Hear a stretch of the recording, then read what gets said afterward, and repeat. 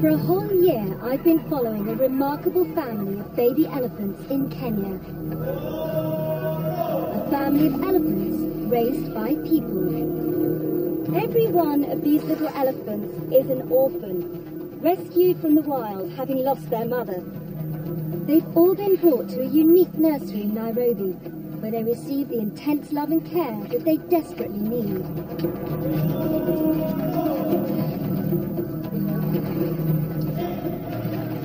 All of these babies have been saved from certain death in the wild by the vision of one woman, Daphne Sheldrick. Together with her team of dedicated keepers, she's giving orphan baby elephants a second chance of a normal life in the wild, where they belong.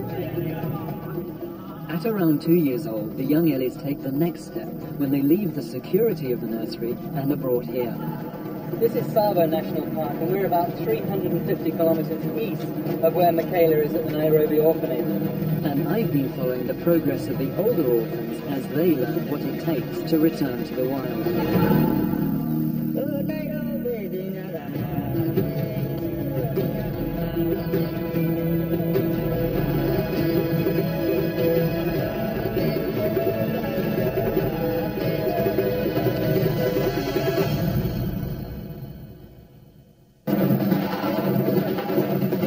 Orphan rescue team from the Nairobi nursery has been called to Amboseli to save a little bull elephant hiding in a swamp after being speared by Maasai children. Despite his wounds, the little Ellie runs for his life when he reaches dry land. But luckily the vet manages to dart him. The poor little bull is in a bad way. His wounds are already infected, and he may have contracted pneumonia. His only chance is an emergency flight back to the Nairobi nursery. Here at Athumba, the new release site in northern Tsavo, the dry season is beginning to bite, and conditions are getting pretty tough. Several weeks ago, a brand new orphan herd was established here when 6 babies from Nairobi, led by their mini matriarch Wendy, were moved here and teamed up with 4 older, more experienced females from Voi. I've come back today to see if those 10 chosen elephants have begun to bond as a herd, and if the little ones are learning the survival skills they need from the older ones. You can just feel the sun dragging the moisture out of the ground. I mean, the water holes have dried up. Take a look at the grass. This is what the elephants feed on for much of the year, and there's no nutrients left in it at all. In fact, right now, at the height of the dry season, the keepers will have to keep a very close eye on our youngsters, and if they have to, they'll provide them with extra food. This site was selected because it used to support thousands of wild elephants, most left long ago, scared off by years of poaching. But it's much safer now, and the hope is that the orphans will help draw those wild herds back. The keepers are helping our orphans explore this wilderness, and it seems that, despite the harsh conditions, they're coping extremely well. Hello, Wendy. Hi there. How are you? You know, we were worried that when Wendy made her move from the orphanage, where she was the mini matriarch, that she might have been completely thrown out of balance, being mixed with older elephants. But in fact, it's just like it's given her the opportunity to going back to being just a baby elephant. She's relaxed, she's gentle, and all she wants to do is come up and say hello. That's Napasha, the little bull. He seems to be just a little bit sort of on the periphery.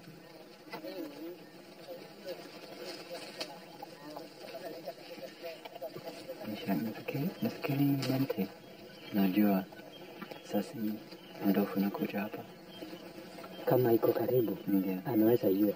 Na kama atapitia hapa, ya kiume sana, wakati mwingine anakaa kiume. So for a little male, it's quite normal for him to just be off by his side. That's just being a male. Yeah.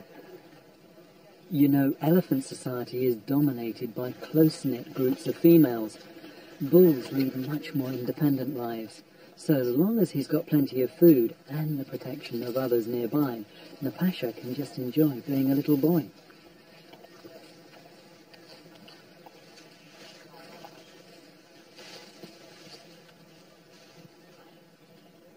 The bigger elephants are really taking the littlies to their hearts. In time, one of them will become the matriarch of this new herd, but for now, they're all mucking in. See how they're using their trunks to reassure the younger ones in these strange new surroundings. Our bigger elephants are very confident the way they're moving into this new bush, and really, in a sense, creating a pathway for the little ones, giving them the confidence to move in there. But all this is just the beginning for our new herd. There's still so much to learn before any of them become truly independent.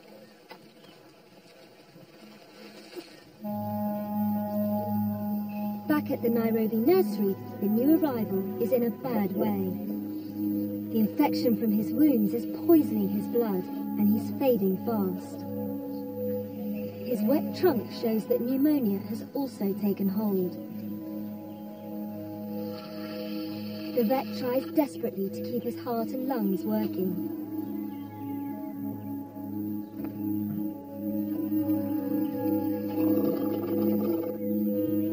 Headkeeper Edwin knows that they've done all they can. But it's not enough, and they're unable to save the little elephant.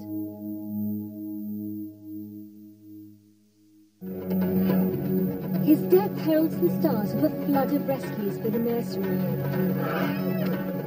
Every one of these fragile babies has lost its family and will die without help.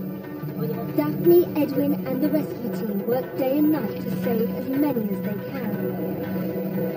In just 3 months they managed to rescue 6 babies. They're all under 2 years old, their most vulnerable age. And sadly only 3 survived to become part of the nursery's baby herd. But one of them, to me at least, seems particularly special. This adorable little elephant is the newest arrival here at the orphanage and the sweetest little elephant I've ever seen. He's called Jippy and he was rescued when he was just 3 weeks old. He was found stuck in the mud on the banks of Lake Jippy in Savo West. There were lots of footprints around where he was stuck, which indicated that the herd had tried very hard to get him out, but eventually had to leave him. He was rescued and airlifted here to the orphanage, where he's settled in extremely well. The reason he's adapted so well to his new life is that he's really too young to remember anything else.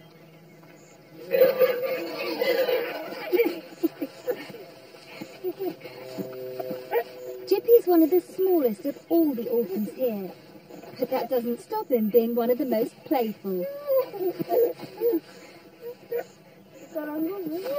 He's such a little character that he's quickly becoming a firm favourite with Edwin and the other keepers. And just like any other young baby, when Jippy's not playing, he's usually either trying to eat or sleep. He likes his sleep, doesn't he, Edwin? Yeah, he likes it. Because he's still young, so he has to, even when they're out in the world with the mother, he has to sleep for some time during the day. But we are trying to restrict him from not sleeping most of the time during the day, because he spends sleepless nights. So he has to sleep less during the day, then he can sleep more during the night. He looks so peaceful. Yeah. But he's still so vulnerable that it'll be many months before he's really out of danger.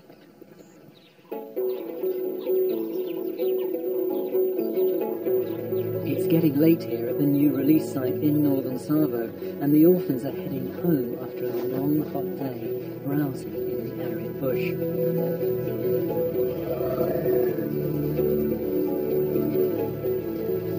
The dry season is always tough for Ellis. It's times like this that our orphans really need the support of their keepers to survive.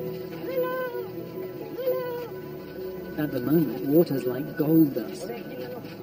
But the keepers fill a water hole every day, guaranteeing the youngsters a good drink when they need it most. There's no surprise who's the first to take his fill. This is Napasha's party trick. Puts his leg over the side, almost as if he's going to get right into the water. See how he just loves that rough surface of the concrete around the water. Oh my goodness. Well, that is a first. And it would just have to be Napasha.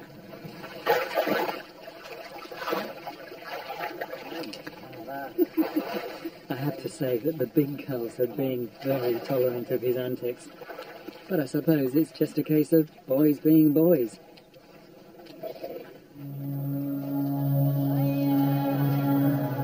Although the older elephants are giving the entire herd confidence in their new home, all the orphans are still very vulnerable, and never more so than at night.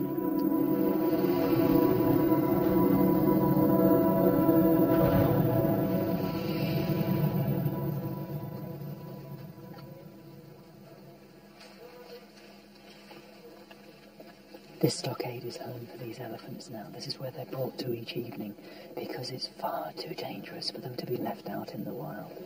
There's an electric fence around it so they can't get out, predators can't get in. And of course the keepers are close by. They sleep right behind me here in these houses. And our little ones are far too inexperienced. In their own time, eventually, they will determine when they go back to the wild. But right now, they need to have the safety of this stockade.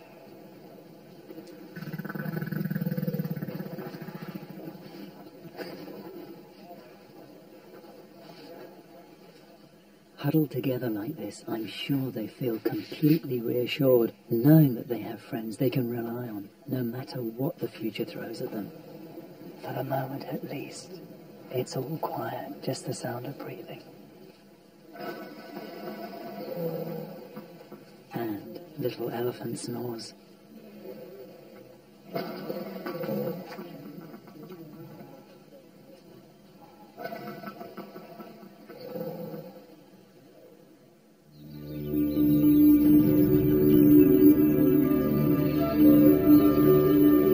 Although I've been in the north with the new herd, I've kept wondering what's become of Emily, the matriarch of the big group in the south of Savo.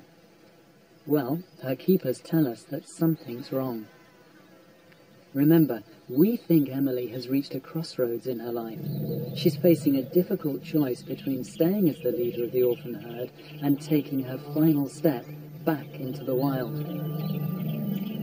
And it seems her dilemma is beginning to take its toll.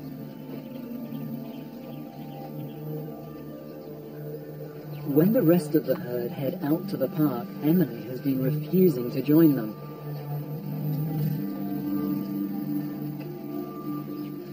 We've grown used to seeing a gentle, relaxed, responsible Emily. But now it's as if she's rebelling. She's behaving like a moody teenager and is throwing her weight around. It's so unlike her. Luckily, Emily still trusts her keepers, and their authority helps to control her. At least for now.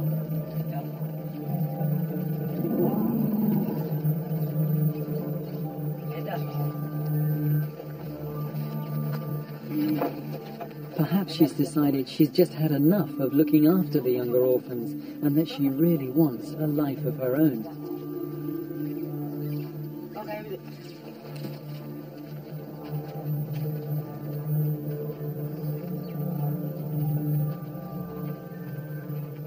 The rest of the herd also appear bewildered by her behaviour. This is not what they're used to seeing from their matriarch.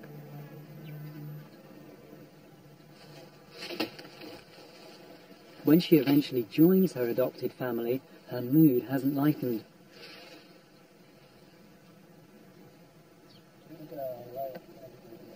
None of us know what Emily's feeling right now. Her behaviour is so out of character. But she's reaching adolescence, so it could be her hormones. The only thing anyone is sure of is that she's unhappy.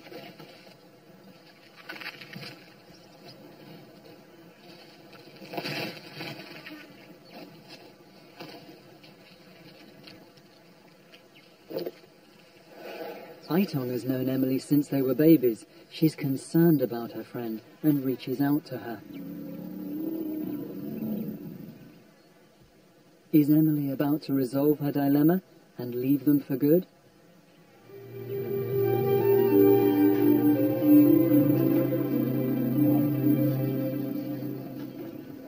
Here at the Nairobi nursery, our youngest baby, Jippy, is exploring everything he finds, no matter how small. Today's challenge is what to do with that trunk.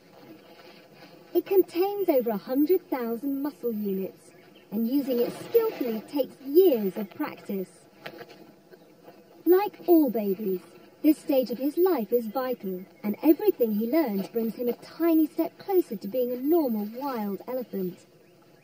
And there's one older baby that's always very keen to help him with his lessons.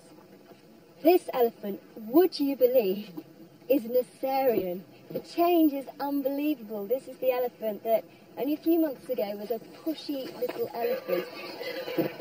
Now, not only has she grown an incredible amount, but since the arrival of little Jippy, she has just become such a lovely, calm, friendly elephant, and has taken on the role of being big sis to this little one who follows her everywhere. It really is quite a transformation. Oh, thanks. Let's just say something nice about you. Do you mind?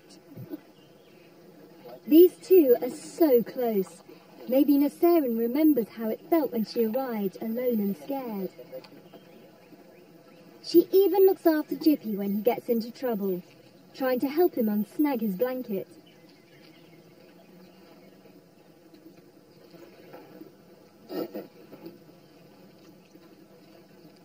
Elephants are naturally sociable, and she's really taken him under her wing. It looks like this could be the start of a very long friendship. Despite everything Nasserian's been through, she's still very loving, and Jippy's adoring all the attention. But there's another new arrival at the nursery that's not doing so well. Lualani is 4 months old and has vivid memories of life with her family in the wild. Everyone suspects that she's suffered the horror of seeing her mother being slaughtered by poachers. It's an experience that she'll never forget, and it's left her deeply traumatized. So while happy little Jippy and the other orphans enjoy playing and being part of the baby herd, Lualani stands all alone, lost in her grief.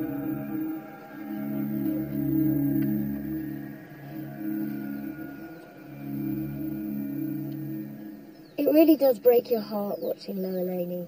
You don't have to be an expert to see that that is a very sad and lonely little elephant. Elephants are just like children. They all react differently. She might take months or even years to recover from the sadness and the trauma. But thankfully she's in the care of the keepers. They're like surrogate mothers to all the babies.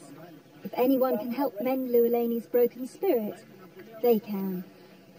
It's at times like this that you realise just how important the keepers are to these orphans. Little Lualani here hasn't bonded with any other elephant. In fact, she pushes the other elephants away, but she has bonded with Felix. And it'll be keepers like Felix that get Lualani through her sadness.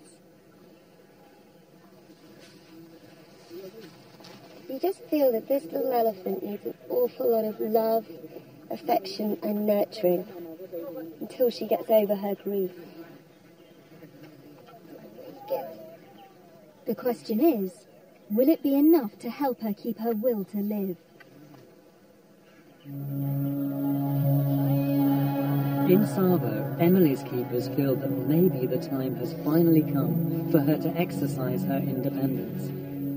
She's been given the option of spending the night outside the safety of the stockade. The little ones still see Emily as a mother figure and are feeling anxious. Now they turn to each other for reassurance. It could be that Emily's recent frustrations are simply because her needs have changed, and that's exactly what we've been waiting for. The whole point of the project is to get the orphans to the stage where they're confident enough to leave. But the bottom line is, it's Emily's choice.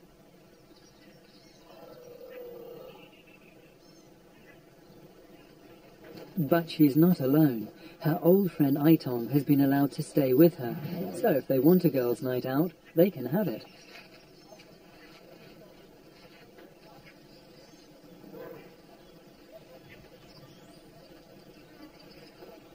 Will Emily feel brave enough to take this life-changing step and follow the call of the wild?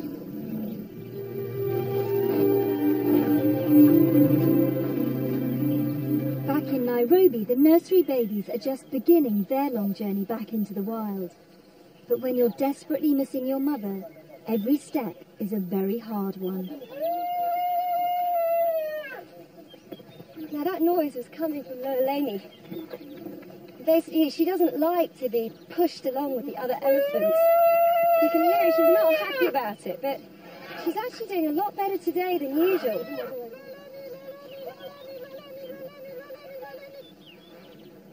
Lualani is still so wrapped up in her grief that she's not joining in with the other Ellies. So everyone's doing their best to make her feel part of the gang.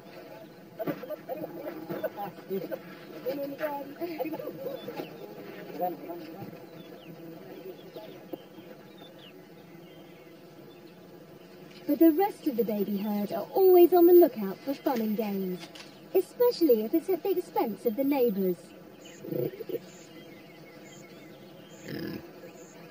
This morning we seem to be joined by a little group of wild warthogs. Now this could be quite comical because sometimes the orphans like to have a little chase. Definitely seeing those little warties off. Ears out, little bit of trumpeting. I'm boss. Those poor warthogs.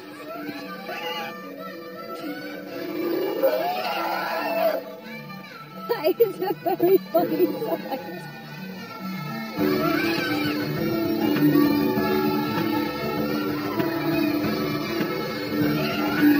They seem to have lost the warties. It was a good fun game, and like with so many children's games, there is a learning side to it as well. These orphans are learning what other wild animals are in the bush, and that's really important. And you probably heard they're also learning to trumpet, which they seem to quite enjoy doing.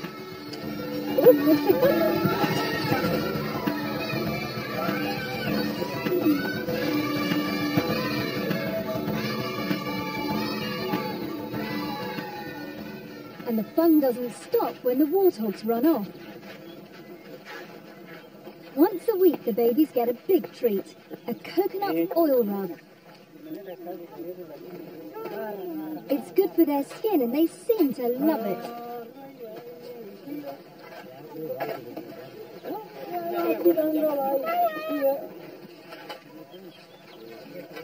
This chaos is just too much for Lualani at the moment. But happy little Jippy throws himself into the thick of it, with an Assyrian keeping a motherly eye on him and loving the attention of a new little friend. And once the babies are all oiled up, they get a dust bath. It's not just an excuse for more mess, it also serves a useful purpose. In the wild, elephants use mud and dust as a sunscreen, so this is a perfect way to learn one of the life skills they'll need if they're ever going to survive back in the wild.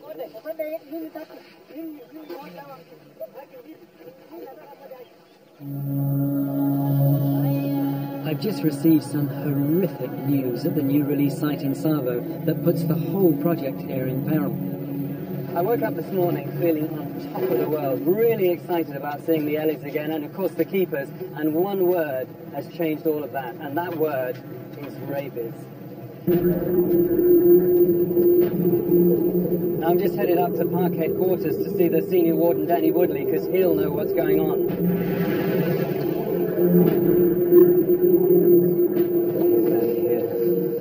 Danny, how's it going? Yeah, we're meeting under better circumstances. Sounds awful. It's serious. I mean, we're just trying to contain the situation. I mean, what actually happened? Basically, the dog came in around midnight, trotted up the road, broke through the wire in quite a sort of manic state, and literally launched its attack on the herd of elephants which were all bunched up into a corner. The keepers then started throwing stones at the dog. The dog then turned its attack on the keepers, but they were able to kill it with sticks and bars. How many elephants affected? 5 were bitten. Rabies and elephants, they just don't seem to go together. Does anybody know anything about them at all? Not that we know. I've been speaking to people in England, South Africa, Australia, rabies experts. India, rabies experts. What we don't know at the moment is how far it's spread, how many have been infected and how many haven't. If the worst comes to the worst, then we're probably going to have to euthanize them. Having to put the elephants down is too awful to contemplate. They've come so far. I'm desperate to see for myself what's happening. Okay, here's Patrick, but no sign of the elephants now. I don't know whether that's good or bad, but right now everything to me feels bad. Hi Patrick, how are you doing? Habari. Ndofu unakwenda wapi? Two groups. Wengine wako upande hiyo Ndio? na wengine wako kwa ile madbath ya upande ile ingine. Pole sana. Yeah. This thing just gets worse and worse. Okay, what's happened is that the new herd have been split into two groups. Those that were attacked by the rabid dog and those that weren't. And worryingly, little Wendy is one of those that's in danger. And of course, it's not just the elephants that are at risk. Some of the keepers may have been exposed to rabies as well. This is turning into a massive operation. It involves the park's personnel, it involves the keepers, it involves the elephants, it involves all of us. The problem is, we can't be absolutely certain who amongst the elephants or the people might have come into contact with the rabies virus. AMREF have flown up, the flying doctor have flown up, vaccine and serum, to treat the elephants, to treat the people. Quite frankly, it is a terrifying situation, and all of us are scared. The serum should keep the keepers safe, but no one knows how effective the vaccine will be for the elephants, so even if they're treated, we don't know if we'll be able to save them. These are the 5 elephants that had contact with that rabid dog, and so they've been isolated from the others. And the keepers who are with them, they've been vaccinated. And the hardest thing for me is that I simply cannot go any closer than this. We've spent months getting to know these elephants, being accepted by these elephants, going out with them every day. And of course, building trust with these particular elephants has been vital. They were orphans, they've been traumatized. Now suddenly, everybody's got to pull back. And imagine how they're feeling. They've only just begun to get used to being a family of 10. Now, when they need each other most, they've had to be separated. I mean, it just breaks your heart looking at little Wendy there. She's one of my favourites because she was the mini matriarch at the orphanage in Nairobi before the move up here. And the thought that she might be infected with rabies is just... it's almost unbearable. The thought that any of them have got rabies, because the reality of that is, if we can't treat them, they will have to be put down. Tomorrow on Elephant Diaries, Emily decides whether she's ready to go back to the wild. The nursery babies take on Edwin and the keepers in the big match. But will grief-stricken Lualani be persuaded to join in? And Wendy and the infected herd discover their fate.